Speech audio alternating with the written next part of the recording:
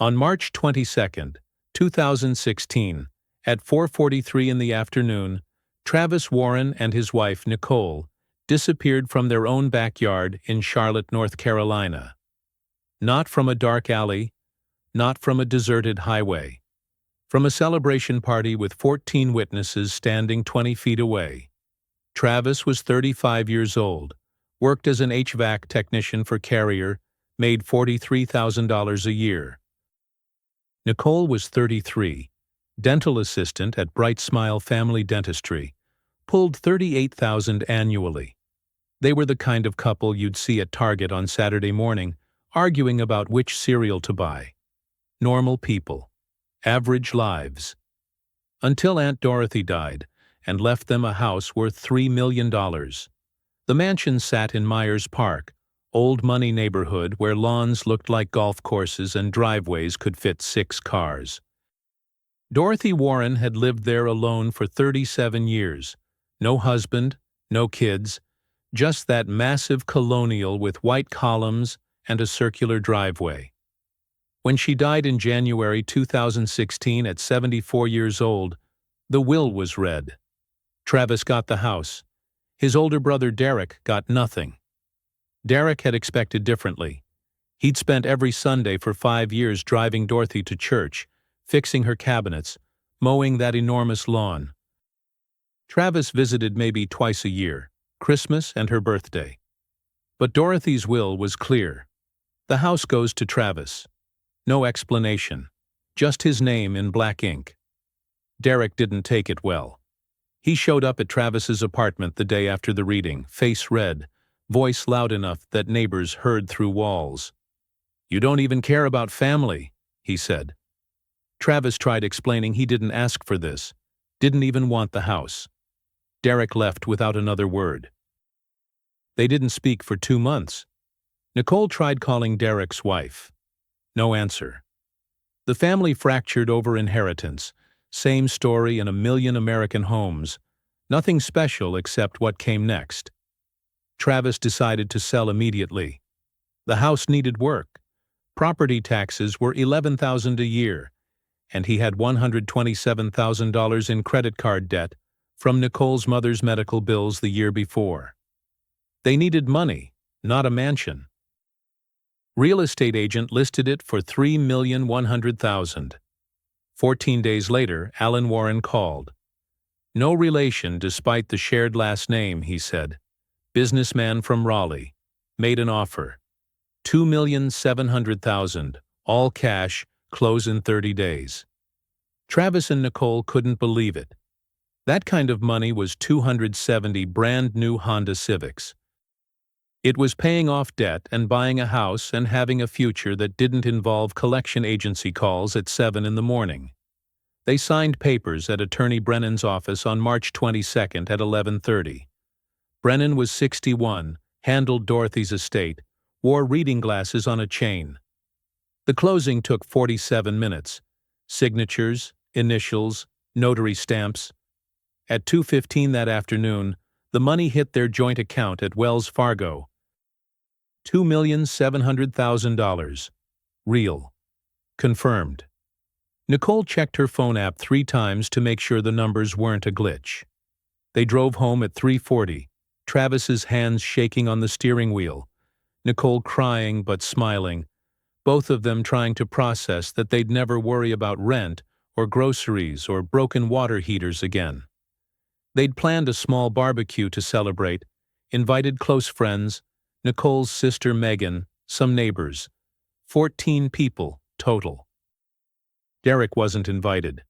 Travis had texted him that morning anyway. "I know you're angry, but this is happening. I wish things were different." Derek never responded. The party started at 4. Backyard cookout, basic setup, folding tables from Walmart, burgers on a cheap grill Travis bought 4 years ago.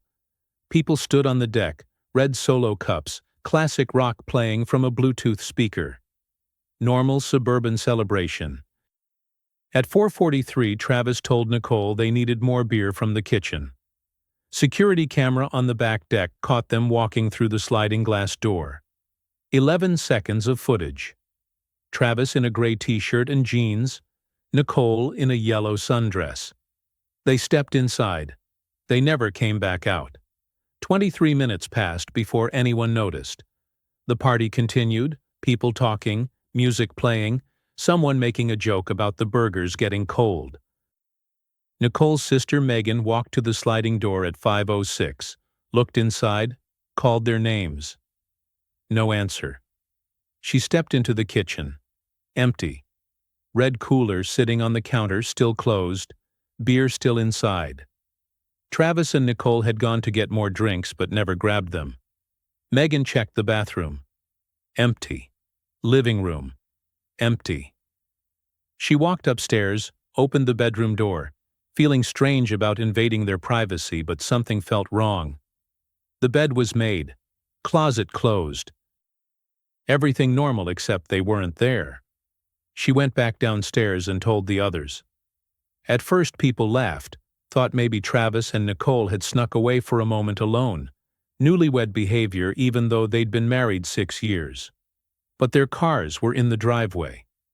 A 2012 Ford F-150 and a 2014 Toyota Camry, both locked, both untouched. Their phones sat on the kitchen table, screens dark. Travis's wallet was on the counter next to his keys. Nicole's purse hung on the back of a dining chair. One of the guests, a guy named Marcus who worked with Travis, checked the garage. Side door was locked from the inside, deadbolt engaged. The main garage door was down, opener on the wall. He pressed the button. The door groaned up, revealing nothing but storage boxes and lawn equipment, and 2 empty parking spaces where the cars should have been if they'd left. By 5:30, someone called 911. Patrol officers arrived at 5:47, 2 uniforms who walked through the house with flashlights, even though it was still light outside. They checked every room, every closet, the attic with its pull-down ladder, the basement with concrete floors, and a hot water heater and nothing else. No signs of struggle, no broken windows, no forced entry. The back door that led from the kitchen to the side yard was locked, chain latch in place. Every window was secured. The security system showed no alerts. No doors opened after 3:40 when Travis and Nicole had arrived home. It was as if they'd walked into the house and dissolved into air. Detective Hayes got the call at 7:08 that evening. She was 47, 22 years with Charlotte Mecklenburg Police, specialized in missing persons and cold cases. She'd seen strange things, but this one hit different from the start. 14 witnesses watched a couple walk into a house and vanish with no possible exit. She arrived at 7:20, shield clipped to her belt, notebook in hand, and spent the next 3 hours interviewing every person at that party. Same story from all of them. Travis and Nicole went inside for beer at 4:43. No one heard shouting. No one heard a car start. No one saw movement through any window. The house just swallowed them. Hayes pulled the security footage. The camera on the back deck had a clear angle of the sliding glass door. She watched Travis and Nicole walk through at 4:43 and 17 seconds. The timestamp was exact. She fast-forwarded through the next 4 hours of footage. The door never opened again. Not once. She checked the system logs. No tampering. No gaps in recording. The camera ran continuously, motion-activated backup files stored on a local drive in the bedroom closet. Hayes seized the drive, brought it to the station, had tech unit verify authenticity. They confirmed. The footage was real.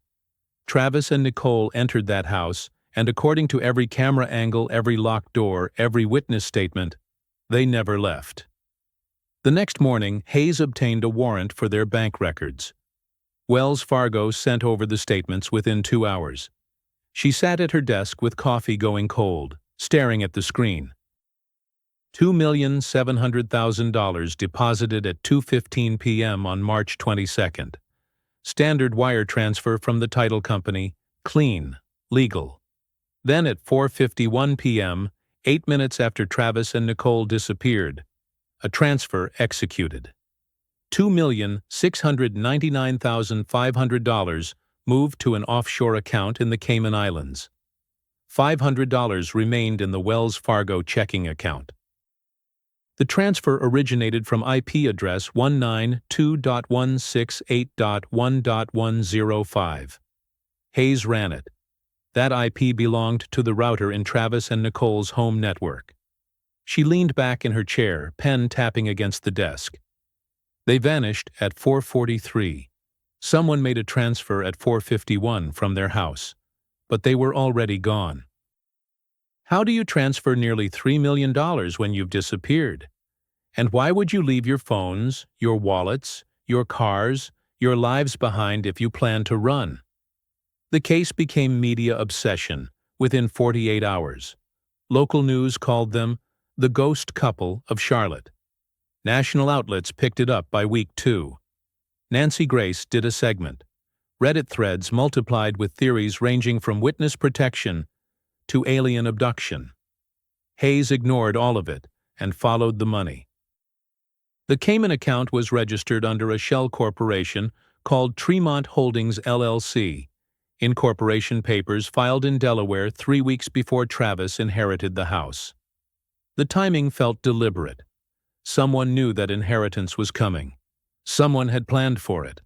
Hayes flew to Grand Cayman on April 5, 2 weeks after the disappearance. The bank wouldn't release surveillance footage without a court order, international law making everything slower, but she pushed until they cooperated. On March 27, 5 days after Travis and Nicole vanished, a man walked into the bank wearing a baseball cap, sunglasses, and a surgical mask. COVID precautions were still common enough that nobody questioned it.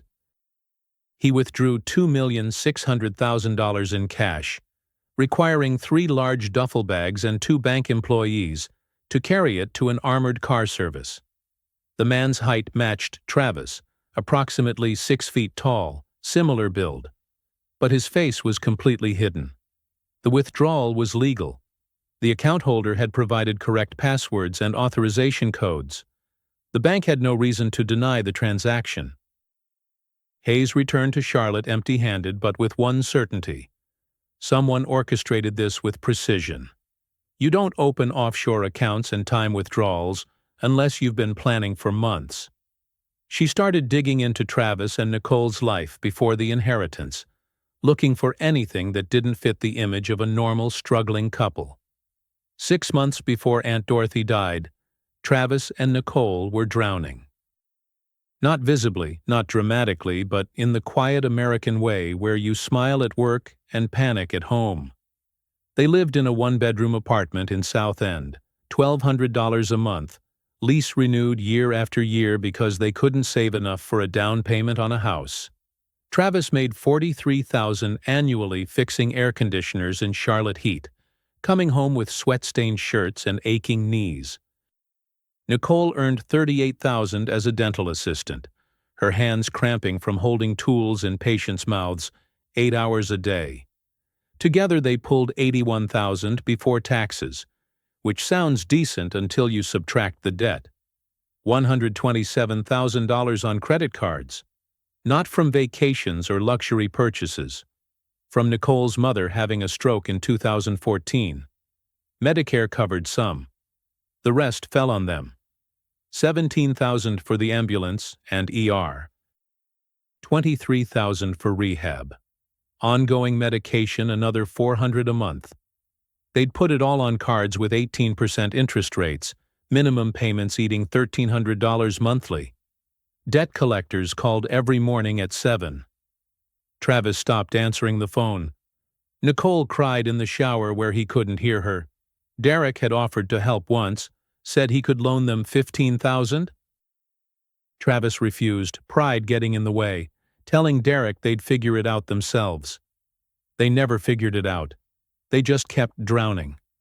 By the time Hayes was 2 years into the investigation, the case had gone cold officially, but she couldn't let it rest. The FBI had taken over the financial crimes aspect, tracking the offshore money through 17 different accounts across 6 countries, losing the trail somewhere in Switzerland. Travis and Nicole were declared legally missing. No bodies. No confirmed sightings. The house in Myers Park sat empty, still technically owned by Alan Warren, who'd bought it, but he couldn't move in because it remained an active crime scene. Insurance companies argued about whether to pay death benefits without bodies. Derek stopped cooperating with investigators. He'd answered the same questions 50 times and had nothing left to say. Then Derek hired a private investigator named Marcus Chen, paid him $54,000 over 8 months, money Derek got by selling his car and taking out a personal loan he couldn't afford. Chen found what the police had missed. A second cell phone registered under Travis's name, purchased 8 months before the disappearance at a Verizon store in Concord. Prepaid plan, no contract. Number not listed on any family documents. Chen pulled call logs through a source he wouldn't name. 47 outgoing calls to a Las Vegas number between October 2015 and March 2016. The number traced to a casino on the Strip, specifically to their debt resolution department. Chen made a call, pretending to be Travis's attorney. The representative was helpful. Yes, they had a file on Travis Warren. Outstanding balance of $890,000 from losses accrued over 14 months. Payment plans had been discussed. Threats had been implied. Derek sat in Chen's office staring at the report, hands flat on the desk to stop them from shaking. "My brother didn't gamble," he said. Chen shrugged. "Records don't lie."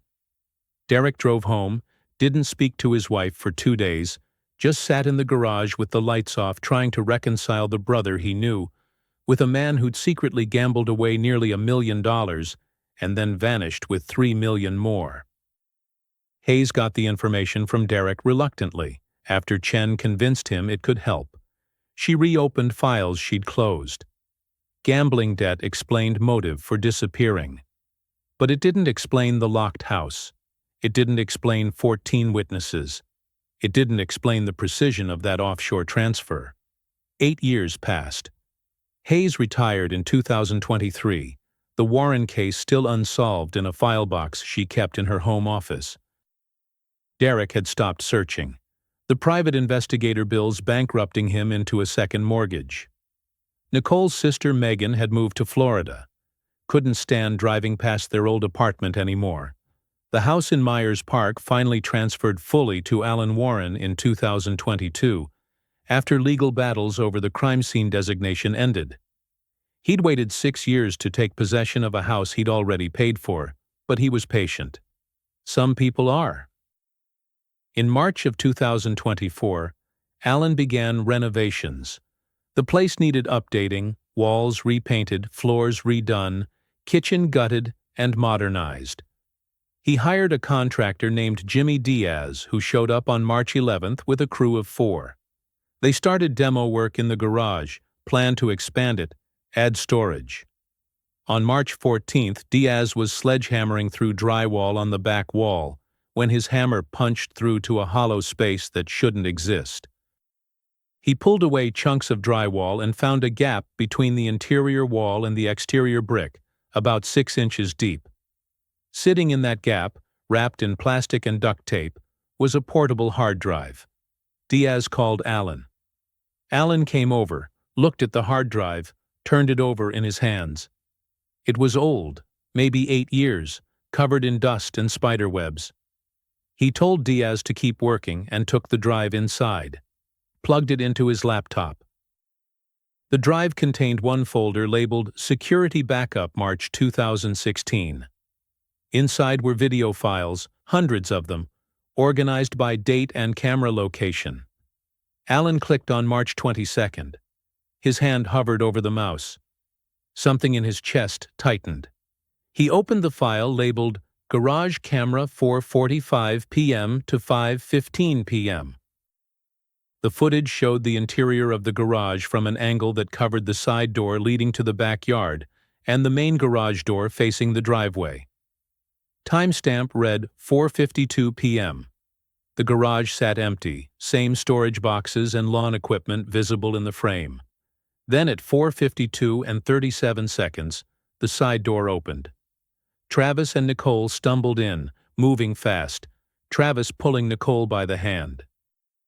They were trying to reach the main garage door, trying to get out to the driveway.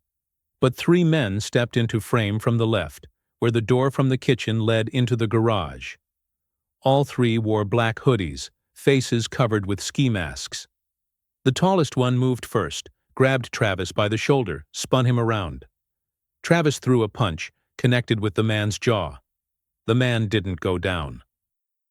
The second man hit Travis in the stomach with something, a baton or pipe, hard enough that Travis folded. Nicole screamed, the audio tinny but clear, and tried to run for the main garage door. The third man caught her, hand over her mouth, dragging her back. The struggle lasted 23 seconds. Travis on the ground, gasping. Nicole kicking, then going still when one of the men showed her something. Maybe a gun, maybe a knife. The angle didn't show. They zip-tied Travis's hands. Did the same to Nicole. The tall man spoke, words inaudible, then pointed to the main garage door. One of them pressed the wall button.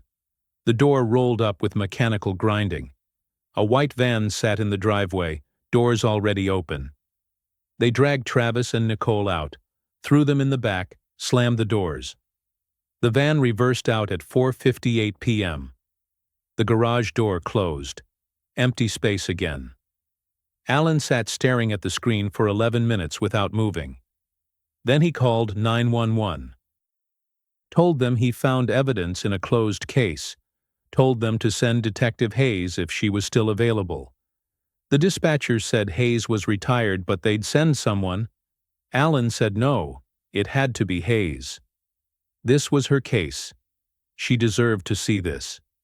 Hayes got the call at home, came out of retirement for one afternoon, drove to Myers Park, and watched the footage on Alan's laptop in his kitchen. She didn't speak for the entire 6-minute video. When it ended, she asked Alan where he found the hard drive. He explained the wall cavity. She asked why there was a hidden backup system. Alan said he didn't know. The house came with security cameras, but this backup drive wasn't in any documentation. Hayes called the FBI. Within 3 hours, agents filled the house. They seized the hard drive, interviewed Alan for 2 hours, started pulling records on the property's original security installation. The installation company, Secure Home Systems, had gone out of business in 2018, but archived records showed that Dorothy Warren had requested a secondary backup system in 2012, hidden installation, recorded to an external drive concealed in the garage wall. She'd paid cash, $8,000. The technician who did the work remembered her, said she was paranoid about someone erasing security footage, wanted a system that nobody could find or disable. He'd thought she was eccentric. Turned out she was preparing for something. FBI analyzed the footage frame by frame, enhanced audio, isolated the van's license plate in 3 frames where it was partially visible. The plate traced to a rental company in Greensboro, rented under a false name with a stolen credit card on March 20, 2016. The van had been returned on March 25, cleaned thoroughly, no forensic evidence remained after 8 years. But the plate led to the rental agreement, which led to security footage at the rental location, which led to a face. Not one of the masked men. The person who rented the van was a woman, 53 years old, named Patricia Hoskins. FBI ran her name. She worked as an administrative assistant for a property management company in Raleigh. The company's owner was Alan Warren. FBI agents arrested Alan Warren at his office in Raleigh on March 19, 2024. They brought Patricia Hoskins in the same day. She broke in 40 minutes, said Alan had paid her $5,000 to rent the van, told her it was for a surprise party, told her not to ask questions. She hadn't known about any kidnapping or murder. Alan sat in interrogation for 7 hours before he said anything. His attorney arrived, expensive suit, briefcase, The kind of lawyer you hire when you have money and secrets. Alan looked tired, older than his 52 years. He asked for immunity. FBI said no. He asked for a deal. They said, "Tell us what happened and we'll see." Alan Warren confessed to conspiracy but not to murder. He said he'd paid 3 men $25,000 each to scare Travis and Nicole, to take them somewhere quiet, to force them to sign over the offshore account, then let them go. He swore he never intended for anyone to die. The FBI agent conducting the interview, a woman named Special Agent Rivera, asked him why. Why go through all that trouble for $2,700,000 when he was already a successful businessman? Alan laughed, bitter sound, no humor in it. He said, "It wasn't about the $2.7 million. It was about the $5.6 million buried in the basement." Rivera stopped the recording. "Started it again. Asked Alan to repeat that. He did. Said the house wasn't worth $3 million because of location or architecture. It was worth $8.3 million because Dorothy Warren had hidden $5.6 million in cash in a concrete vault buried 6 feet under the basement floor. Money from the 1980s. Money that belonged to his father. Money that Travis and Nicole didn't even know existed. FBI got a warrant that afternoon. Ground-penetrating radar confirmed a large metal object beneath the basement. Excavation started at 6 a.m. the next morning. Jackhammers broke through concrete. Shovels moved dirt. At 11:23 a.m. they hit metal. A safe commercial grade, the kind banks used decades ago, encased in a concrete shell. Took 4 hours to extract it, another 2 to bring in a safe specialist. The door opened at 5:47 p.m. Inside were vacuum-sealed bricks of cash, $100 bills, older series from the 80s and 90s. Agents counted for 3 days. Total came to $5,637,000. Also inside the safe were documents, files, property deeds, names, records of transactions spanning from 1982 to 1989. The documents told a story that Detective Hayes had to piece together with FBI analysts and a forensic accountant who specialized in historical financial crimes. Derek Warren Sr., father to both Derek and Travis, had run a real estate scheme with his sister Dorothy back when Reagan was president. They targeted elderly homeowners, people in their 70s and 80s with paid-off houses and no close family. The approach was friendly, helpful. Derek Sr. worked as a contractor, Dorothy as a real estate agent. They'd offer to help seniors sell their homes, said they'd handle everything, just sign here. The contracts were legal on the surface, but structured so Derek and Dorothy bought the properties for 30 to 40% below market value, then immediately resold them for full price. The seniors thought they were getting fair deals because Derek and Dorothy showed them fake comparable sales data. In 7 years, they defrauded 41 elderly homeowners, stealing an estimated $12 million in equity. In 1987, one of the victims' sons, a lawyer, started investigating.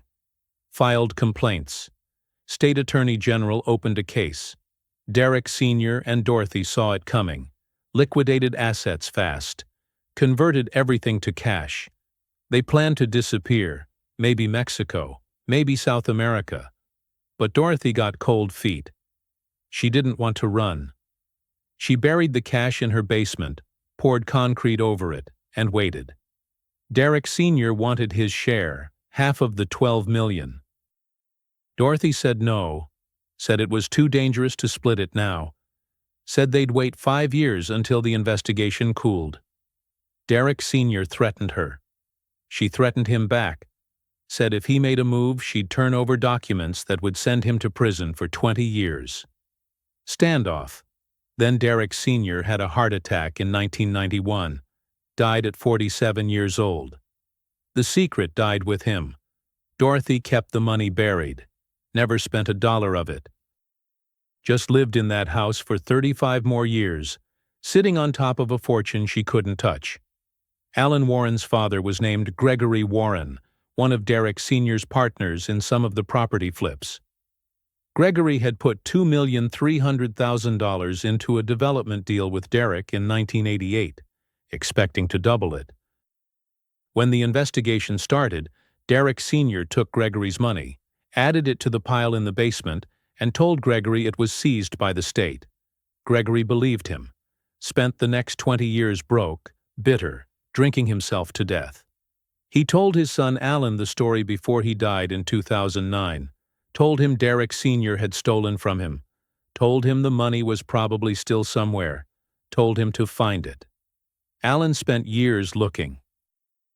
When Dorothy died and left the house to Travis, Alan saw his chance. He'd done research, found property records showing Dorothy owned the house outright since 1979, found old news articles about the fraud investigation, connected the dots. He knew the money had to be in that house, but he couldn't just buy the house and start tearing up the basement without raising questions. He needed Travis and Nicole gone. Needed them to disappear in a way that looked like they'd run off with the inheritance money. That way, nobody would search the house for anything else. He set up the offshore account weeks in advance.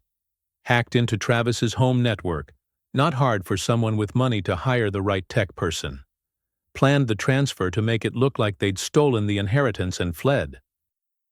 Hired men to take Travis and Nicole, get them out of the way long enough for Alan to claim the house, dig up the basement, and recover what he believed was rightfully his father's. The problem was the men he hired. Alan said he'd told them to scare the couple, to hold them for a few days, then release them anonymously. But the men had a different plan. FBI tracked down 2 of the 3 men through forensic analysis of the garage footage, gate recognition software, cross-referenced with known associates of Alan Warren, and criminal databases in North Carolina and surrounding states. First arrest came in August 2024. Marcus Delgado, 41 years old, living in Jacksonville, Florida, working construction under a false Social Security number. Second arrest was September same year. James Petrie, 38, found in Myrtle Beach, South Carolina, bartending at a hotel on the ocean front. Both had extensive criminal records: armed robbery, assault. Petrie had done 6 years in Georgia for aggravated battery. Delgado had been questioned in 2 unsolved homicides but never charged. When FBI brought them in separately, Petrie broke first. Took him 3 days in federal holding. His attorney negotiated a plea deal: life in prison instead of death penalty. Petrie gave them everything. He said Alan Warren paid $75,000 total, $25,000 per man, to grab Travis and Nicole, hold them at a storage unit outside Greensboro for 72 hours, then release them in a different state with no phones and no money. Make it look like they ran. But after they had Travis and Nicole in that storage unit, zip-tied to chairs, Delgado got a different idea. Said they could get more money. They had access to the couple, could force them to transfer everything, then get rid of the witnesses. Petrie said he argued against it, said that wasn't the job. Delgado pulled a gun, said it was the job now. The third man, whose name Petrie claimed not to know, agreed with Delgado. 2 against 1. Petrie said he went along because he didn't want to die in that storage unit along with Travis and Nicole. They forced Travis to give up the offshore account passwords. Took 8 hours of threats and pain. Nicole was crying, begging them to stop. Travis finally gave the codes. Delgado made the transfer at 4:51 p.m. on March 22nd, while they were still at the house, used a laptop, spoofed the IP to make it look like it came from Travis's home network. Then they took Travis and Nicole to a rural area 90 miles away, near Greensboro, woods off Highway 40, place Delgado knew from previous jobs. Petrie said he stayed in the van. Heard 2 gunshots. Delgado and the third man came back alone. FBI excavated the area Petrie described. took 3 weeks. On October 7, 2024, they found remains. 2 bodies buried together, shallow grave. 8 years of decomposition, but dental records confirmed identities. Travis Warren and Nicole Warren. Cause of death determined by forensic analysis of skeletal trauma. Both had been shot in the head, execution style. Time of death estimated to be within hours of their disappearance on March 22, 2016. They'd been dead for 8 years and 7 months. Derek got the call from FBI on a Tuesday afternoon. He was at work, maintenance supervisor at a warehouse in Charlotte, hadn't thought about his brother in months.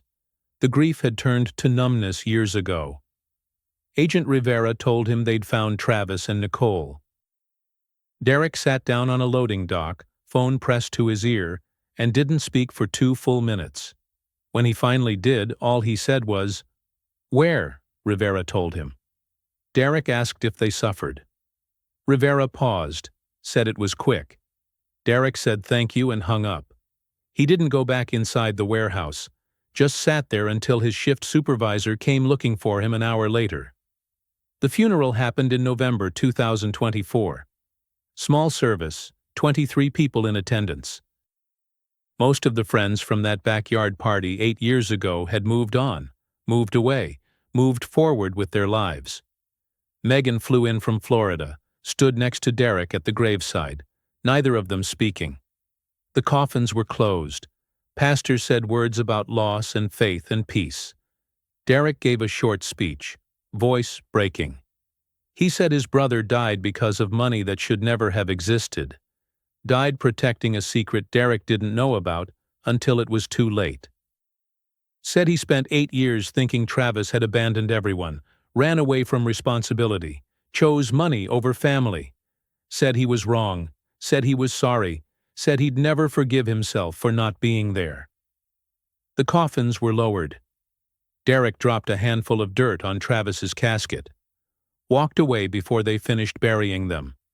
Alan Warren was convicted on 2 counts of felony murder, conspiracy to commit kidnapping, money laundering, and wire fraud.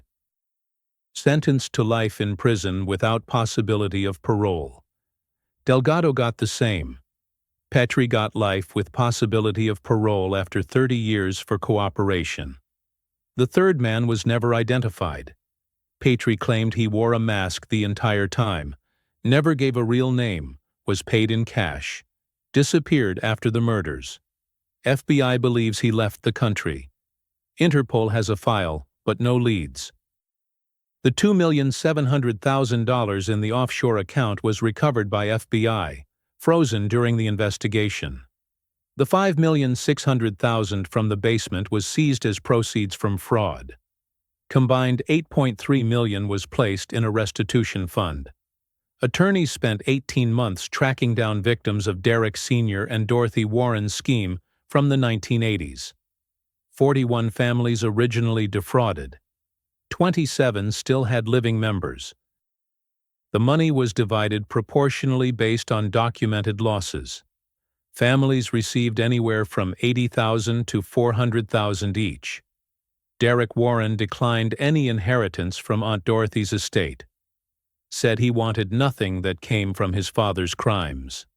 Megan received $180,000 from Nicole's life insurance policy after death was confirmed. She used it to establish a scholarship fund at the dental school Nicole had dreamed of attending. Named it the Nicole Warren Memorial Scholarship for single mothers pursuing healthcare careers. Detective Hayes attended the funeral, stood in the back, didn't introduce herself to the family. After everyone left, she walked to the graves, looked down at the fresh dirt, the temporary markers waiting for permanent headstones. She thought about the case that had consumed 3 years of her career and 8 years of her thoughts, about how close they'd come to never knowing what happened, about a hidden camera in a wall that nobody knew existed, about Dorothy Warren taking a secret to her grave that got 2 innocent people killed. Hayes had retired believing some mysteries stayed mysteries forever. This one hadn't. But standing there in that cemetery, She wondered if knowing the truth was worth the 8 years of not knowing. In June of 2025, 3 months after Allen's conviction, Hayes received an email. The address was a string of random numbers and letters sent through an encrypted service that bounced through 7 countries. The subject line said only, "Warren Case." The body of the email contained one sentence: "Check Bellagio Casino, Las Vegas. Security footage. June 14, 2025, 10:34 p.m. Poker table 7. Attached was a photograph, grainy, taken from a distance, showing a man sitting at a poker table. Dark beard. Glasses. Baseball cap pulled low. The man's left arm was visible on the table, and on the forearm was a scar, long and curved, the kind you get from barbed wire or broken glass. Hayes pulled Travis Warren's driver's license photo from the case file. In the photo, Travis's left arm showed the same scar, documented in the physical description section of his missing person report. She enlarged the casino photo. The scar matched. Same length, same curve, same position. Hayes sat at her kitchen table with cold coffee and a racing heart, staring at 2 images side by side on her laptop screen. Travis Warren, dead and buried in Charlotte. And a man who looked exactly like him, sitting at a poker table in Las Vegas, 3 months after they'd buried his body. She checked the date stamp on the email. Sent from an IP address in Toronto. Untraceable beyond that. She called FBI. Agent Rivera listened, said she'd look into it. Hayes asked what it meant. Rivera said probably nothing. A coincidence, someone who looked similar. The dental records from the remains were definitive. Travis Warren was dead. Hayes said she knew that. Said the science was solid, but she also knew that dental records could be wrong if the comparison samples were wrong. Rivera said they'd used Travis's dental x-rays from his dentist. Hayes said, "What if those weren't his x-rays?" Rivera went quiet, then said, "Don't do this to yourself. The case is closed." But Hayes couldn't stop. She contacted the Las Vegas Metropolitan Police, asked them to pull Bellagio footage from June 14th. They said no. No open case, no warrant, no jurisdiction. She thought about flying to Vegas herself, sitting at poker table 7, waiting. She didn't. Instead, she opened a locked drawer in her desk and pulled out the case file she wasn't supposed to have, the one she'd copied before retiring. She added the email and the photo. Wrote a note in the margin. Verify dental x-rays. Confirm chain of custody. Then she closed the file and put it back in the drawer. Some cases, she'd learned, never really close. They just stop moving forward. The official story says Travis and Nicole Warren died on March 22, 2016, murdered for money they barely had time to touch. 2 people buried in Charlotte with headstones that say, "Beloved brother, cherished sister, taken too soon." But late at night, Hayes still thinks about that photograph, about a scar that matched too perfectly, about an email sent from nowhere to someone who'd never stopped looking, about the difference between what we bury and what we believe. The case file sits in her drawer. And somewhere, maybe in Las Vegas, maybe in Toronto, maybe nowhere at all, a man with a beard and glasses and a curved scar on his left arm sits down at a poker table and bets money he shouldn't have.